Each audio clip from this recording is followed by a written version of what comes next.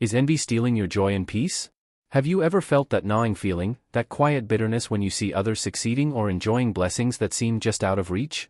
It can feel like an invisible weight, pulling you down, overshadowing your happiness and stealing your sense of peace. Maybe you find yourself comparing your life to others, wishing for what they have, or wondering why your prayers seem unanswered while others seem to have it all. But here's the good news: there is a way out. You don't have to live in this cycle of comparison and discontent. Through the power of gratitude, prayer, and a renewed mindset, you can break free from the grip of envy. You can reclaim your joy and peace, and instead of longing for what others have, you can begin to appreciate what God has already given you. Let's dive into how you can shift your focus and restore your sense of peace today. Before we dive in, let me ask you a quick question. Have you ever felt like you're alone in your struggles? Like, you're the only one facing the weight of envy and comparison? I want you to know that you're not alone. In fact, I'd love for you to be part of our community, a place where we can walk through life together, supporting and encouraging each other. So, if you're ready to join a group of like-minded people who are committed to finding peace, joy, and a better way to live, make sure to hit that subscribe button. When you join, you won't just be getting great content, you'll be connecting with a community that genuinely cares about your growth and well-being. Let's take this journey together, and I promise you, you'll feel right at home. Defining envy, what it is and how it manifests. Picture this: a bustling marketplace in biblical times, filled with the sounds of merchants calling out their wares, people negotiating prices, and families going about their daily lives. In the midst of this scene, there is a man, standing a little apart from the crowd. His eyes are fixed on another man, who walks by with a heavy sack of grain slung over his shoulder. Despite the weight of the load, the second man is smiling, his face radiant with contentment. His children run alongside him, laughing and playing in the sunshine. The first man watches, his fists clenching, a dark cloud of emotion forming within him. His thoughts turn bitter. Why does he have so much? Why is his life so full, while mine is full of struggle? This internal turmoil, simmering quietly beneath the surface, is envy. It's not just the desire to have what someone else possesses, it goes deeper. Envy is a resentful longing for what someone else has, whether it's material wealth, success, or even qualities like happiness or contentment. It's a feeling that goes beyond mere admiration or desire. It is tinged with bitterness and resentment, creating a gap between what we have and what we wish we had. In the Bible, we see the destructive power of envy described in the book of Proverbs, where it says, "A heart at peace gives life to the body, but envy rots the bones." This verse paints a vivid picture of the toll envy takes on the soul. It begins as a seed of discontent and, when nurtured, grows into something that slowly destroys peace, joy, and spiritual well-being. Envy does not simply cloud the mind, it attacks the heart, making it nearly impossible to celebrate the blessings of others or to find contentment in what God has already provided. Envy often starts subtly. It may begin with a passing thought, "I wish I had that," or "Why don't I have the same opportunities?" But left unchecked, it begins to grow. What was once a fleeting thought becomes a persistent longing, a comparison that eats away at the heart. Instead of appreciating what we have, envy shifts our focus to what we don't have, and the seeds of bitterness take root. The Bible offers a powerful story of how envy can manifest. One of the most striking examples is the story of Cain and Abel. Cain, the older brother, brought an offering to God, but it was not accepted. Abel, however, presented a more sincere offering, one that reflected a genuine heart of worship, and God favored it. Instead of examining his own heart or seeking to improve his offering, Cain allowed envy to fester. It grew from a quiet resentment into something darker, leading him to murder his own brother. The story of Cain and Abel illustrates how unchecked envy can destroy relationships, turning love into hatred and leading to tragic consequences. But envy doesn't always appear in such dramatic forms. It can surface in everyday situations, in the workplace, when a colleague gets a promotion or recognition you feel you deserve. It can emerge in social settings, when someone's success or happiness triggers a feeling of inadequacy. It often hides behind the comparisons we make, and it thrives in an environment where we measure our worth against others. What makes envy so dangerous is its ability to steal joy and peace without us even noticing. Unlike anger or fear, which are often visible and easier to confront, envy can simmer quietly within us. It distracts us from the blessings we already have and convinces us that what others possess is more important than what God has provided for us. It whispers to us, "Why does she have that job? Why does his family seem perfect? Why not me?" When we focus on others' blessings rather than our own, we are letting envy rule our hearts. But the truth is, envy can only thrive when we take our eyes off of God's goodness. When we trust that He knows what is best for us, envy loses its grip. Paul, in Philippians 4 verses 11 to 12, reveals the secret of contentment, saying, I have learned the secret of being content in any and every situation. I can do all this through him who gives me strength. The key to overcoming envy lies in a heart that trusts God's plan and believes that his provision is enough. So, the next time envy tries to take root in your heart, pause and ask yourself, am I focusing on what God has given me, or am I fixated on what I think he has withheld? When we choose gratitude over envy, we step into the peace that God intended for us, a peace that is not shaken by comparison but anchored in his love. The first case of envy in the Bible, Cain and Abel. The world was young, filled with the beauty of untouched creation. The field stretched wide under a golden sun, and life was simple yet full of promise. In this early chapter of humanity, two brothers, Cain and Abel, worked side by side. Cain, the elder, was a farmer, dedicating his days to the soil, planting seeds, and harvesting crops. Abel, the younger, was a shepherd, caring tenderly for his flocks as they roamed the hills. Despite their different roles, both brothers shared a desire to honor God. They each brought an offering, a gift to show their gratitude and devotion. Cain presented fruits and grains from his fields, while Abel brought the firstborn of his flock, offering the very best portions. Abel's offering reflected a heart filled with faith and reverence, a gift that truly honored God. When the time came for the Lord to receive their offerings, he looked with favor on Abel and his sacrifice. Perhaps it was a visible sign, or maybe it was a deep, unmistakable peace in Abel's heart. But Cain's offering was not accepted. The rejection stung. Cain's face darkened, his shoulders slumped, and a storm of emotions began to churn within him. Jealousy, disappointment, and resentment crept in, whispering to his heart, "Why Abel? Why not me?" Cain's envy grew quickly, taking root like a weed in fertile soil. Instead of examining his own heart or actions, he fixated on his brother.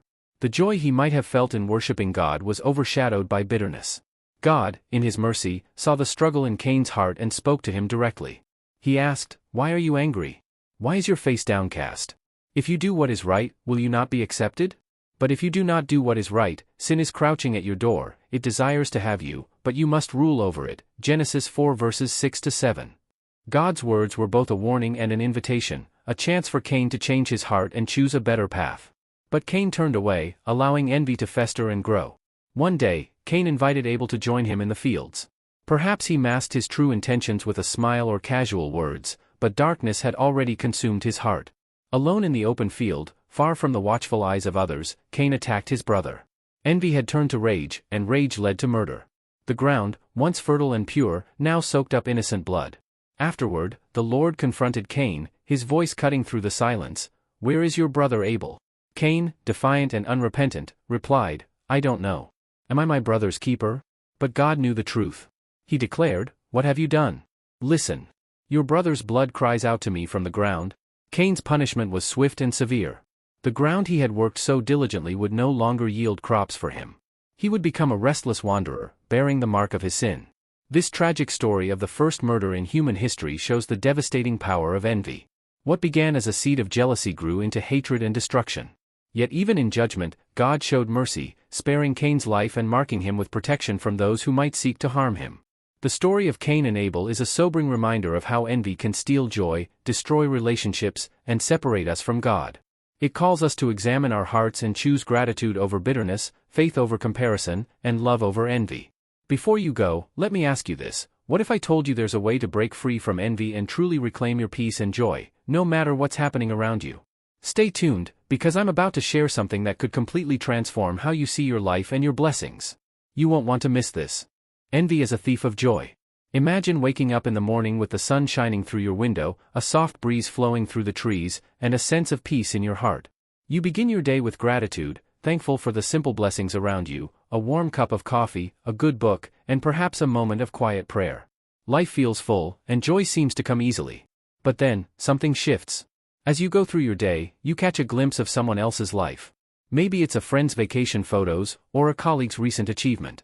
Maybe it's someone else's family, seemingly perfect and without struggle. And suddenly, the joy you had feels a little less bright. A question begins to form in your mind: why don't I have what they have? Why does their life seem easier, more fulfilled, or more exciting than mine? This subtle shift is the beginning of envy, a feeling that, when allowed to grow, steals the joy you once had. Envy doesn't announce itself with fanfare or warning. It enters quietly, often disguised as a fleeting thought. But if left unchecked, it has the power to consume, to cloud your heart, and ultimately, to rob you of the very joy and peace you once felt. The Bible speaks clearly about the destructive nature of envy. In Proverbs 14 verse 30, it says, "A heart at peace gives life to the body, but envy rots the bones." Envy is like a silent thief that slowly takes away your peace, turning your heart and mind into a battleground. It begins by shifting your focus from what you have to what you lack, making you dissatisfied with God's provision in your life. It whispers to you that what others have is more important, more valuable, and that you are somehow incomplete without it. The story of King Saul and David in the Bible offers a powerful illustration of how envy can steal joy. King Saul, once a man of God, had been anointed as Israel's first king. He had everything he could want: power, wealth, and respect. But when David, a young shepherd, began to rise in popularity after defeating Goliath, Saul's joy turned to jealousy. The people of Israel sang songs about David's victory, and the praise they heaped on David made Saul's heart burn with envy. Instead of celebrating David's success, Saul fixated on his own fear and insecurity. He saw David as a threat to his throne, his status, and his position. What began as a passing thought, "Why is David getting all the attention?" quickly grew into a dangerous obsession. Saul's envy consumed him. He couldn't find peace, and he couldn't find joy in the success of others. Even though David had done nothing wrong, Saul allowed envy to blind him to the blessings in his own life. Saul's envy led him to make irrational decisions. He began to see David not as a young man of honor, but as an enemy to be eliminated. This spiraled into a series of events where Saul sought to kill David, even though David had always been loyal to him. The king's joy was replaced by fear, anger, and bitterness, and his once peaceful reign was filled with turmoil. This is what envy does: it doesn't just steal joy, it replaces it with a constant dissatisfaction. Instead of feeling thankful for what God has given us, we begin to compare ourselves to others. And with comparison comes the silent, insidious lie that we are not enough. We look at others and ask, "Why does God bless them with so much, while I struggle?" Envy blinds us to our own blessings and leads us to focus on what we don't have.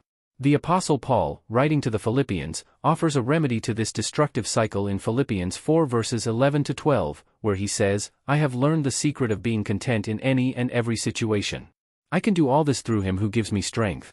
Paul found peace not in comparison, but in contentment with what God had given him. His joy was not tied to external circumstances or the achievements of others but to his trust in God's provision. When we let envy take root in our hearts, it steals not only our joy but also our ability to see the goodness of God in our lives. Instead of focusing on what we don't have, we must learn to embrace gratitude for what God has already provided. The joy that comes from knowing we are deeply loved by our Creator cannot be taken by the fleeting successes of others. So, when envy creeps in, take a moment to pause and reflect. Ask yourself, what has God already blessed me with? Remember, joy is not found in comparing ourselves to others. True joy comes when we rest in God's love, trust in His timing, and celebrate the blessings He has given us. What do you think? Have you ever caught yourself comparing your life to someone else's and felt your joy slip away? How did that make you feel? Let's talk about it in the comments. I'd love to hear your thoughts on how envy has shown up in your life and what you've done to fight it. Let's start a conversation about how we can break free from the thief of joy and find true contentment. The effect of envy on our relationship with God.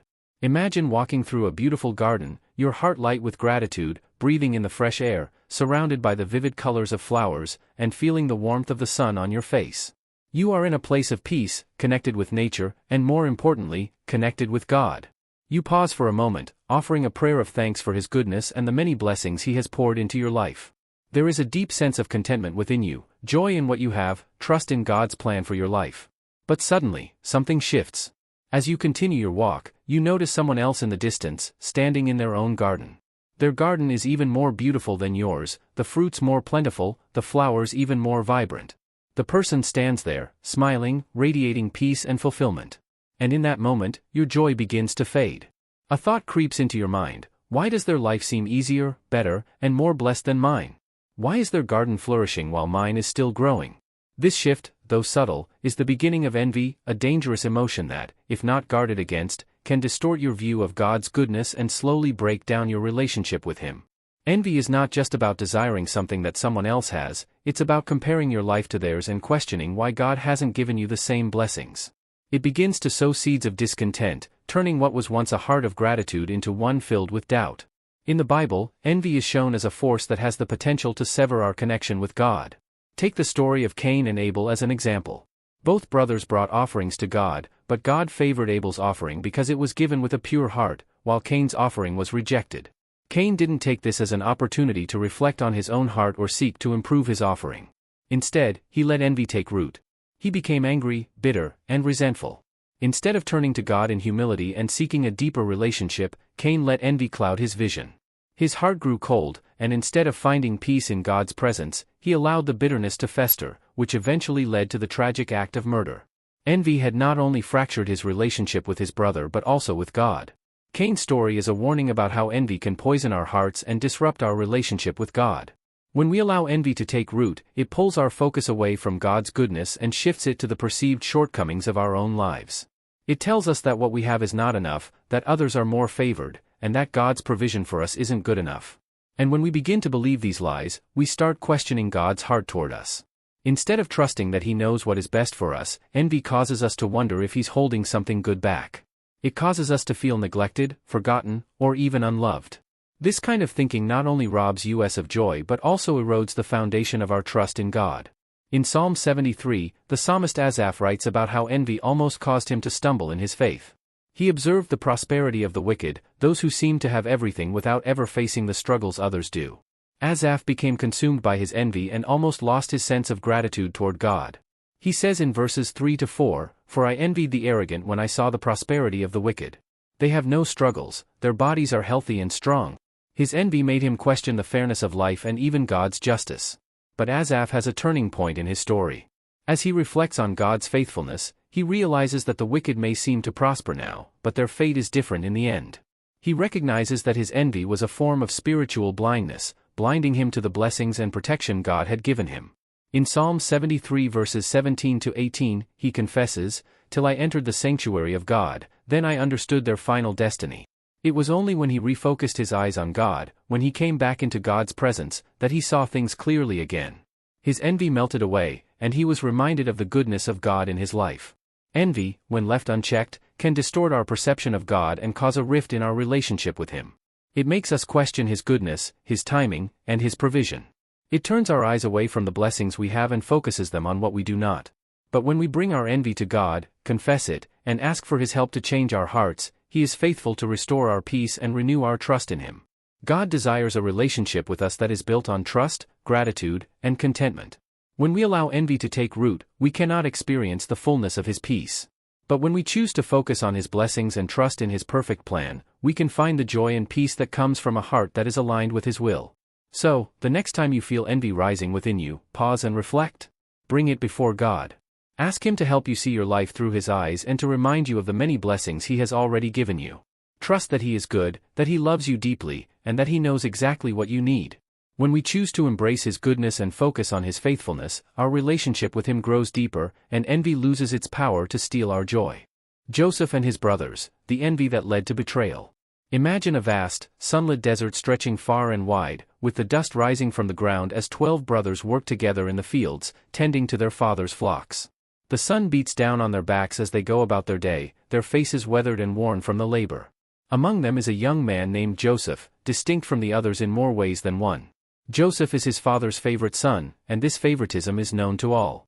His father, Jacob, had given him a richly ornamented coat, a coat of many colors that shimmered under the desert sun. As Joseph walked among his brothers, his coat gleamed brightly, making him stand out even more. The brothers, who worked tirelessly in the heat, couldn't help but feel a growing resentment toward him. They were tired, worn out, and perhaps even bitter at their own lives.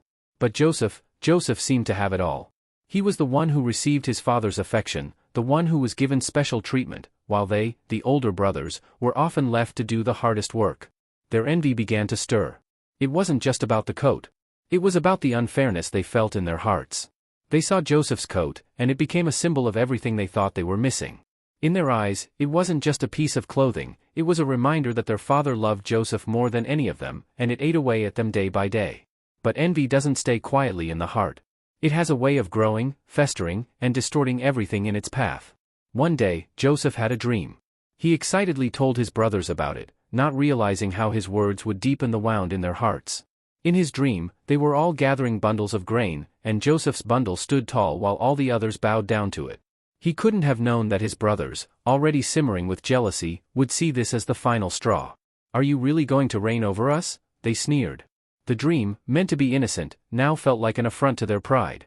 Joseph was already the favored one, and now it seemed as if he was claiming a position of power over them as well.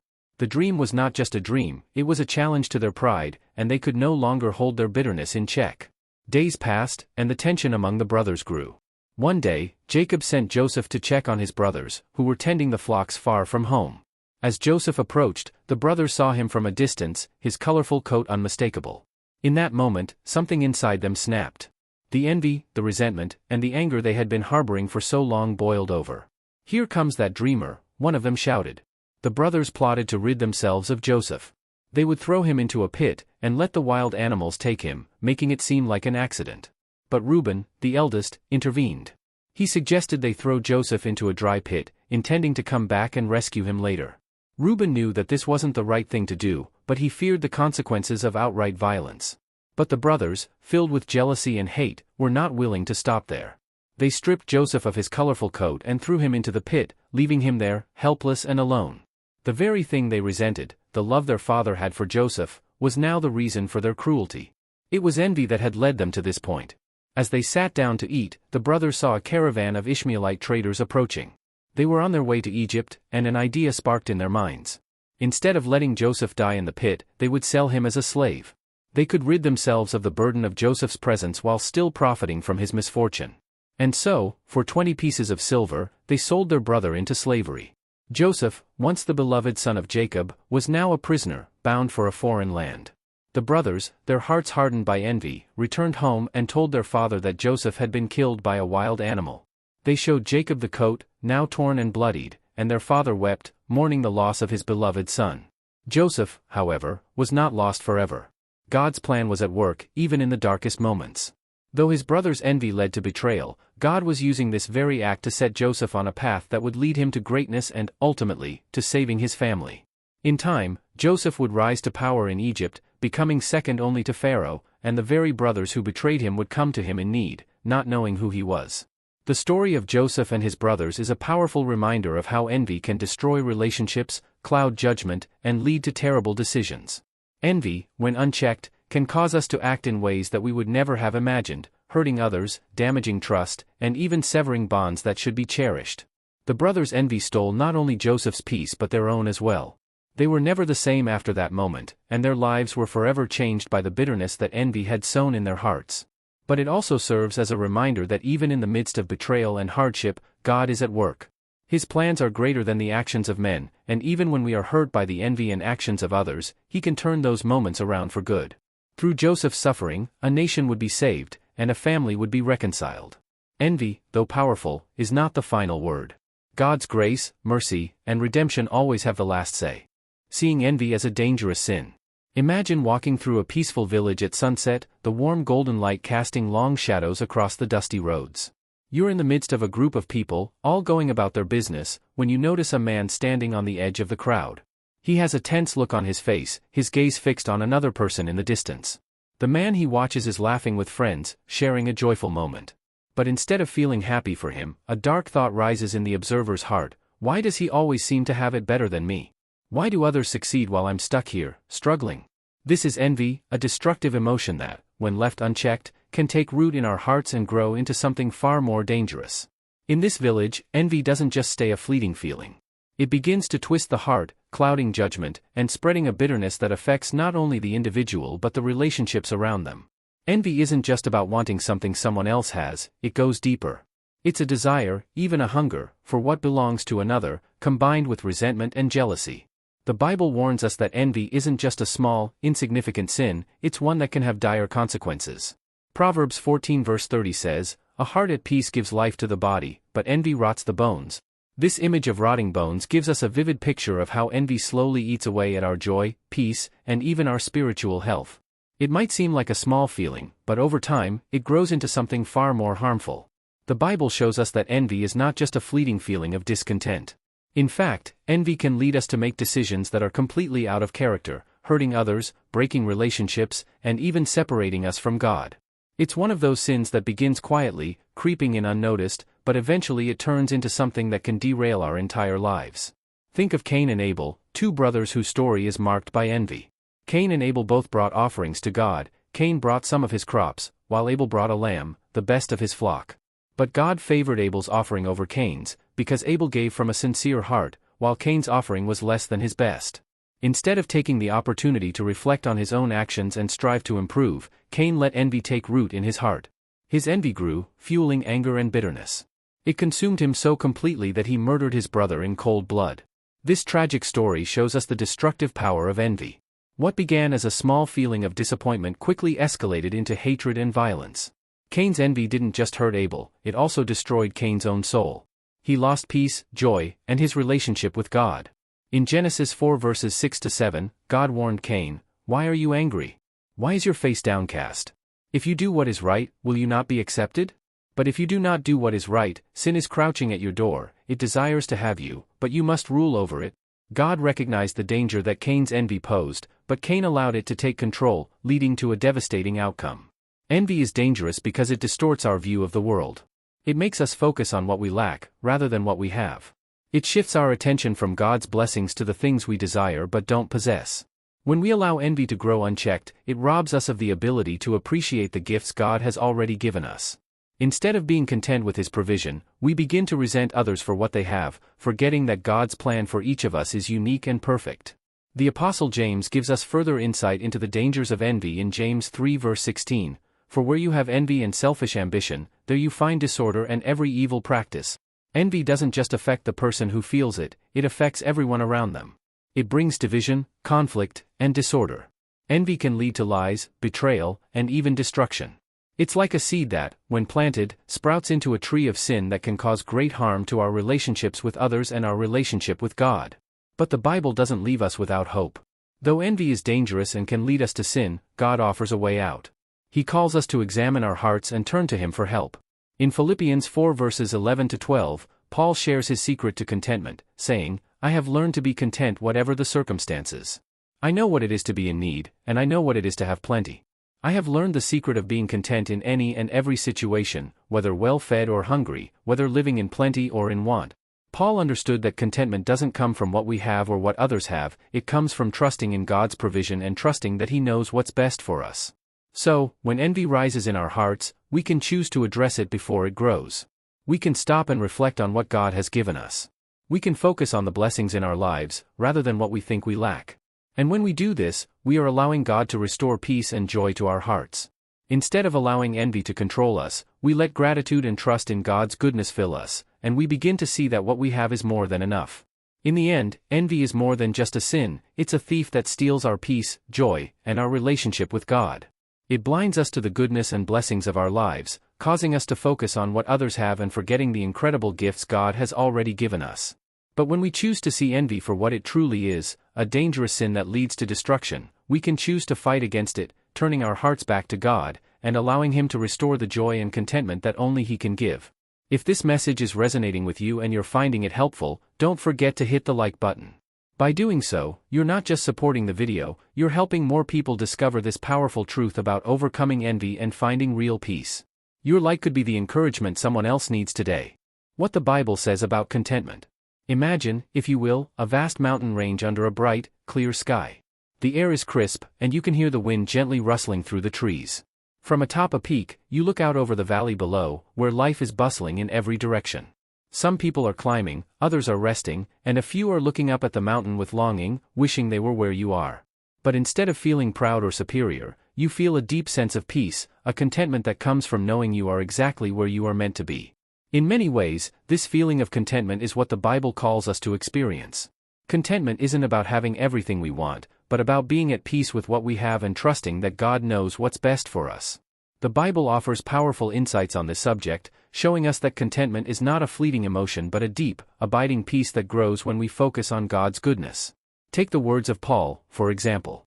In his letter to the Philippians, Paul speaks of a profound sense of contentment despite facing tremendous hardships. He writes, "I have learned to be content whatever the circumstances. I know what it is to be in need, and I know what it is to have plenty. I have learned the secret of being content in any and every situation, whether well-fed or hungry, whether living in plenty or in want." Philippians 4 verses 11-12. Paul didn't just stumble upon contentment, he learned it. Through years of hardship, imprisonment, and suffering, he discovered that contentment doesn't come from external circumstances. It comes from within, from trusting in God's provision and learning to be at peace with whatever God allows. Imagine the struggles Paul faced, being beaten, shipwrecked, and imprisoned. Yet through it all, he understood that true contentment wasn't about having an abundance of things or escaping hardship, it was about resting in the knowledge that God's grace was enough. This is a lesson that's not always easy to grasp in today's world, where we are often told that happiness is tied to wealth, success, or popularity. But Paul's life demonstrates that real contentment is found not in what we have, but in who we know. In Hebrews 13 verse 5, the writer encourages us to be content with what we have. Keep your lives free from the love of money and be content with what you have, because God has said, "Never will I leave you, never will I forsake you." This is a powerful reminder that our contentment is tied not to material things but to God's unchanging presence. We can be content because we are not alone. God is with us, providing for us, guiding us through every season of life. When we focus on God's promises and trust that He will never leave us, our hearts can be at peace, no matter what we are facing. Jesus, too, spoke about contentment. In Matthew 6 verses 25 to 34, He reminds us not to worry about the things of this world, about food, clothing, or shelter. He says, "Do not worry about your life, what you will eat or drink, or about your body, what you will wear. But seek first His kingdom and His righteousness, and all these things will be given to you as well." Matthew 6 verses 31 to 33. Jesus calls us to a different kind of contentment, not one rooted in what we can accumulate, but one that rests in seeking God's kingdom and trusting that He will provide everything we need. Contentment is also linked to gratitude. The Bible teaches us that when we focus on what we have, rather than what we lack, our hearts overflow with thankfulness. In 1 Thessalonians 5 verse 18, Paul urges us, "Give thanks in all circumstances, for this is God's will for you in Christ Jesus." Gratitude is the antidote to discontentment. When we take the time to recognize and appreciate the blessings in our lives, whether big or small, it shifts our focus away from what we don't have and toward all that God has given us. This is where true contentment begins, in a heart of gratitude. The story of King Solomon also offers a perspective on contentment.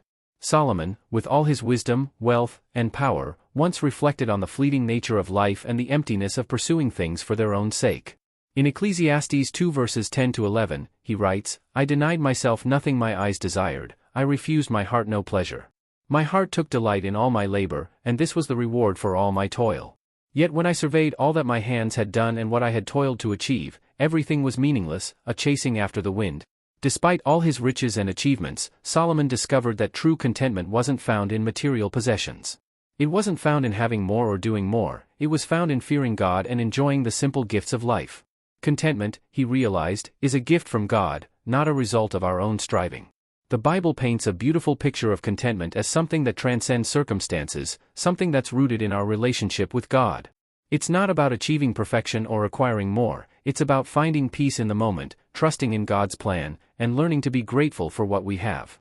It's about knowing that, no matter what life brings, we are secure in God's love and provision. In 1 Timothy 6 verses 6 to 8, Paul sums it up well, "But godliness with contentment is great gain. For we brought nothing into the world, and we can take nothing out of it. But if we have food and clothing, we will be content with that." Contentment, Paul reminds us, is a form of godliness. It's about aligning our hearts with God's will, being satisfied with what we need, and trusting that He will provide all that we require. When we shift our focus from the pursuit of more to the practice of contentment, we discover a life of peace and joy that transcends our circumstances. Contentment is a gift that comes from trusting in God's sovereignty, from recognizing that He is enough, and from being grateful for all that He has given. It's a state of heart and mind that brings rest, no matter how much or how little we have. As we learn to live with contentment, we reflect the peace and joy that come from trusting in God's perfect provision. And in doing so, we are freed from the restless pursuit of more, and we are able to embrace the abundant life that God has called us to live. When envy turns into bitterness. Envy often starts as a simple feeling, like wishing for something someone else has. But when left unchecked, it can grow into something much darker, bitterness. Bitterness is a deep-rooted emotion that clouds our hearts, turning envy into resentment.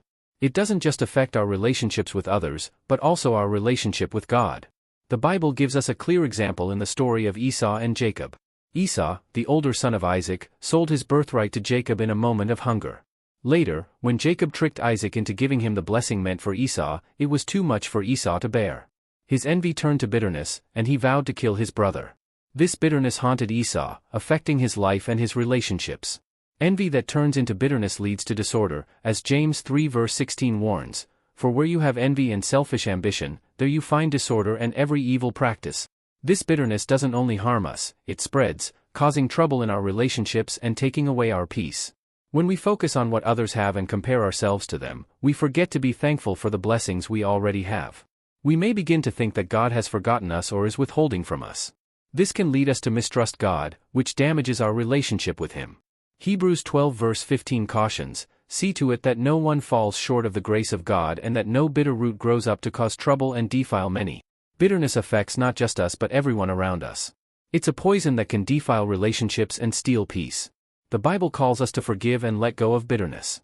In Ephesians 4 verses 31 to 32, we read, "Get rid of all bitterness, rage and anger, along with every form of malice.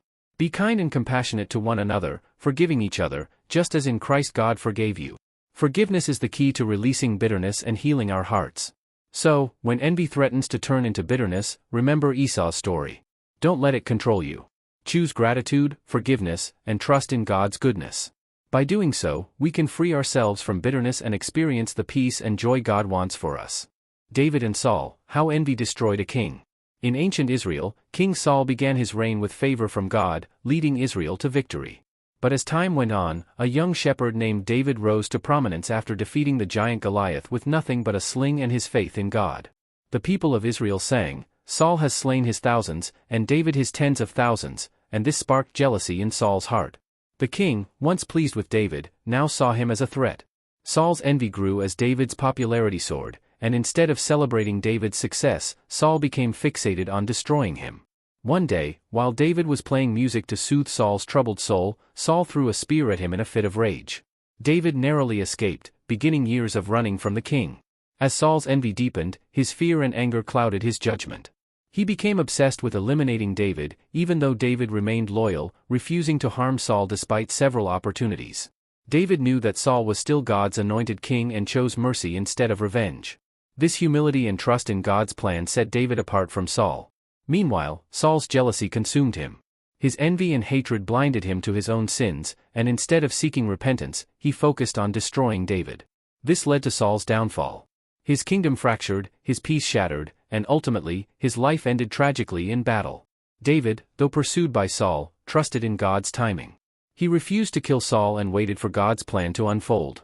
Eventually, David became king, but he never forgot the lessons learned through his trials. Unlike Saul, who let envy destroy him, David chose to honor God and trust his plan. The story of David and Saul shows the destructive power of envy.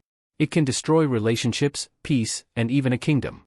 Saul's envy ruined him, but David's trust in God's timing brought him peace and victory. In our own lives, we must choose to let go of envy, trust in God's plan, and allow His peace to rule in our hearts. Comparison is the root of envy. Imagine a beautiful garden, full of vibrant flowers. Some are tall and strong, others small and delicate, but each has its place. However, one flower begins to wilt as it compares itself to its taller neighbor. It starts wondering, "Why am I not as tall or strong?" This comparison soon breeds envy, causing the flower to lose its vitality. This is how envy works when we compare ourselves to others. In the Bible, we see this clearly in the story of Cain and Abel. Cain and Abel were brothers who both offered gifts to God.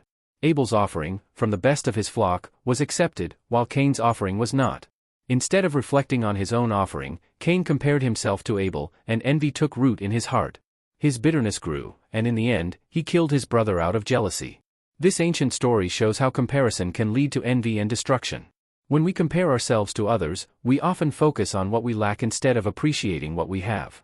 This is a dangerous trap, and in today's world, it's easy to fall into, especially with social media showing only the highlights of other people's lives. But comparison is not wise. The Bible warns against it, saying, "When they measure themselves by themselves and compare themselves with themselves, they are not wise." 2 Corinthians 10 verse 12. Comparison blinds us to our own blessings. God has created each of us with unique gifts and a purpose. Psalm 139 verse 14 says, "I am fearfully and wonderfully made." Instead of comparing, we should be grateful for what God has given us. Philippians 4 verses 11 to 12 reminds us, "I have learned to be content whatever the circumstances." Gratitude shifts our focus away from what we don't have and helps us find peace. Next time you feel tempted to compare, remember the story of Cain and Abel. Stop comparing, and start appreciating your own journey. Trust in God's plan for you, and you will experience true peace and joy. The role of gratitude in overcoming envy. In a small village nestled between mountains, people lived simple lives, yet many struggled with envy. Despite their homes and families, they couldn't stop comparing themselves to others, longing for what others had. This is where envy, a deep longing for what others possess, began to grow and steal their joy. The Bible shows us that envy can destroy peace, but gratitude can be a powerful remedy. Gratitude shifts our focus from what we don't have to what we do, allowing us to appreciate God's provision and blessings. The Israelites in the desert faced a similar challenge. Though God provided them with daily manna, they began to complain.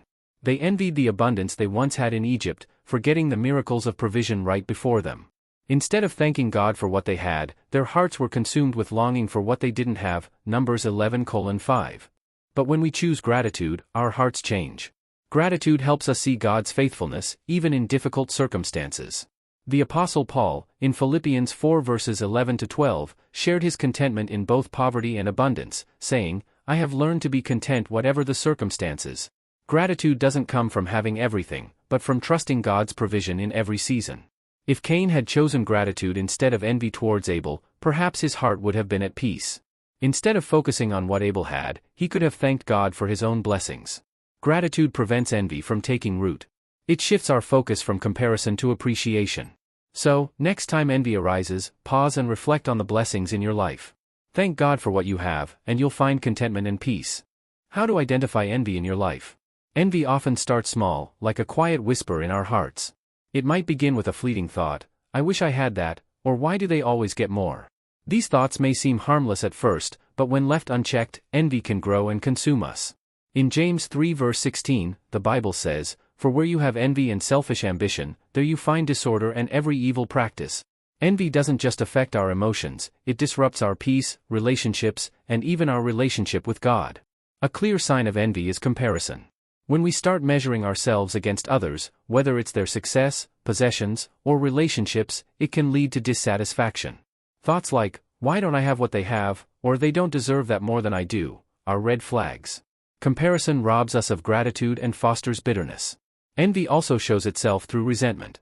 When others succeed or enjoy blessings we long for, we might feel upset, jealous, or even angry. In the story of Cain and Abel, Cain's envy of Abel's offering led to hatred, showing how unchecked envy can destroy relationships. In Genesis 4 verse 5, it says, "Cain was very angry, and his face was downcast." Another sign is a lack of peace. Envy fills our hearts with discontent. We may feel restless, always wanting more or feeling that something is missing, even when we have enough. Paul teaches us to be content in all circumstances, Philippians 4 verses 11-12, and when envy takes hold, that contentment fades. But recognizing envy is the first step toward overcoming it. We can replace envy with gratitude by focusing on the blessings in our own lives. Instead of resenting others, we are called to rejoice with them, Romans 12 verse 15. Gratitude shifts our focus away from comparison and helps us celebrate others' successes. If you notice envy creeping in, take a moment to reflect. Are you comparing yourself to others? Are you feeling resentful when others are blessed? These are signs that envy might be taking root. But with God's help, you can replace envy with contentment, peace, and joy. By choosing gratitude, you can restore your heart and find the peace that only God can give. Transforming envy into admiration. Envy is often a small feeling that grows unnoticed. It begins with a comparison, seeing someone else with something we desire, like a promotion, a talent, or a blessing. Instead of celebrating their success, we might feel bitterness or jealousy. But what if we could turn that envy into admiration? The story of David and Saul in the Bible offers a powerful example. Saul became jealous when David was celebrated for defeating Goliath. Rather than admire David's bravery, Saul allowed his envy to consume him, which led to hatred and conflict. But Saul could have chosen to admire David, seeing him as a fellow servant of God, and celebrating his victories instead of feeling threatened by them. The Bible teaches us to value others above ourselves. In Philippians 2 verses 3-4, Paul writes, "Do nothing out of selfish ambition or vain conceit, value others above yourselves." By shifting our mindset from envy to admiration, we recognize that others' successes are not threats but opportunities for us to learn and grow. Jesus also set an example when he admired the faith of the Roman centurion in Matthew 8 verse 10.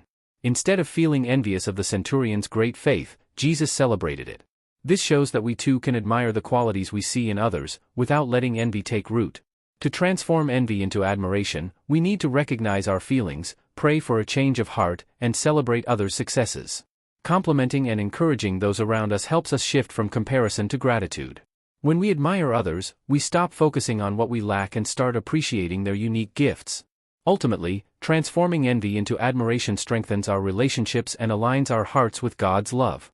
Instead of comparing ourselves to others, we can embrace our own unique path, trust in God's plan, and celebrate the blessings in our lives and in others' lives.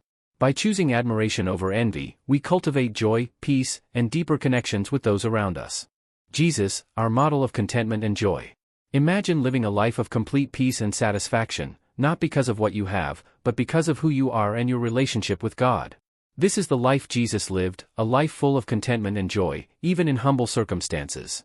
Though he was born in a stable and had no wealth, Jesus showed us that true joy comes not from material things, but from trusting in God's plan. In Matthew 11 verses 28 to 29, Jesus invites the weary to come to him for rest. "Come to me, all you who are weary and burdened, and I will give you rest. Take my yoke upon you and learn from me, for I am gentle and humble in heart, and you will find rest for your souls." Jesus didn't promise an easy life, but he offered peace and rest in God. His joy and contentment were rooted in his trust in the Father, showing us that true joy comes from knowing God's love and fulfilling his purpose, not from earthly success. In Matthew 6 verse 33, Jesus teaches us that contentment comes from seeking God's kingdom first, "But seek first his kingdom and his righteousness, and all these things will be given to you as well." When we focus on God and trust in his provision, we experience peace and joy, even when we don't have everything we want. Before his crucifixion, Jesus spoke to his disciples about joy, even in the midst of suffering. In John 15 verse 11, he said, "I have told you this so that my joy may be in you and that your joy may be complete." Despite knowing his upcoming suffering, Jesus found joy in fulfilling God's will. Jesus also demonstrated joy through serving others. In John 13, he washed his disciples' feet, showing that true joy comes from loving and serving others. It's in giving, not receiving, that we experience true contentment. Jesus is the ultimate example of contentment and joy. He shows us that real happiness comes from trusting God, serving others, and living in alignment with his will. No matter what we face, we can find peace in him, knowing that God will provide for all our needs. So, when life feels difficult, remember Jesus' example. His peace and joy weren't dependent on circumstances, and neither should ours be. By trusting in God's plan and seeking his kingdom, we can experience the same deep, lasting joy that Jesus had. Prayer and the renewal of the mind against envy. Imagine a man struggling with feelings of envy. He watches others around him, his friends, his colleagues, and feels discontent. Their successes, possessions, and achievements stir a deep unrest in his heart. The comparison starts to grow, and envy takes root, making him feel as if he's missing something vital in his own life. But in this moment of struggle, he remembers the power of prayer and the renewal of his mind. In Romans 12 verse 2, we are told, "Do not conform to the pattern of this world, but be transformed by the renewing of your mind." The battle against envy starts here, by transforming how we think and seeing our lives through God's perspective. As the man begins to pray, he honestly pours out his feelings to God. "Lord, I'm struggling with envy. I see what others have, and it fills me with longing. Help me find peace and contentment in what you've given me."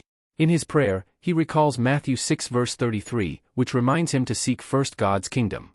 When we focus on God's will and trust in his provision, envy loses its grip. As he continues praying, he is reminded of the blessings in his own life, his health, his family, his daily needs. He begins to focus on the positive, shifting away from comparing himself to others. Philippians 4 verse 8 encourages us to think about things that are true, noble, and praiseworthy. By focusing on what he already has, the man experiences a change in his heart. Through prayer, the man's mind is renewed. He is able to let go of his envy and embrace gratitude. In place of discontent, he finds peace. Envy no longer controls him, as he learns to trust in God's plan and find joy in what he has, not in what others possess. This simple act of prayer and renewing the mind is powerful against envy. By aligning our hearts with God's truth, we experience contentment and joy. When we focus on gratitude and trust in God's provision, envy loses its power. Prayer transforms our hearts, leading us to a life of peace and contentment. I'd love to hear your thoughts on this. How have you experienced envy in your own life, and what steps have you taken to overcome it? Drop a comment below and let's talk about how we can all find true joy and peace, free from comparison. Your story might just inspire someone else. As we wrap up today, I want you to remember something very important: envy doesn't have to control your life. It may creep in quietly, but you have the power to recognize it and stop it in its tracks. Instead of focusing on what others have, take a moment to look at the many blessings God has already given you. When we focus on gratitude, our hearts begin to shift from discontent to peace. Just like we talked about with prayer and renewing our minds, each day you have the opportunity to choose joy over comparison. Envy may try to steal your peace, but with God's help, you can find joy in your own journey. So, I encourage you today, when envy starts to rise up, pause, pray, and shift your perspective. You are enough, and you are loved. Thank you for joining me on this journey today. Remember, the power to change your heart and find true peace is in your hands. Let's walk in gratitude and joy together. If you found this video helpful and want to be part of a community that's all about growth, peace, and living free from envy, make sure to hit that subscribe button. Join us for more inspiring content, and let's walk this journey together, because you're not alone. Become a part of this exclusive community today.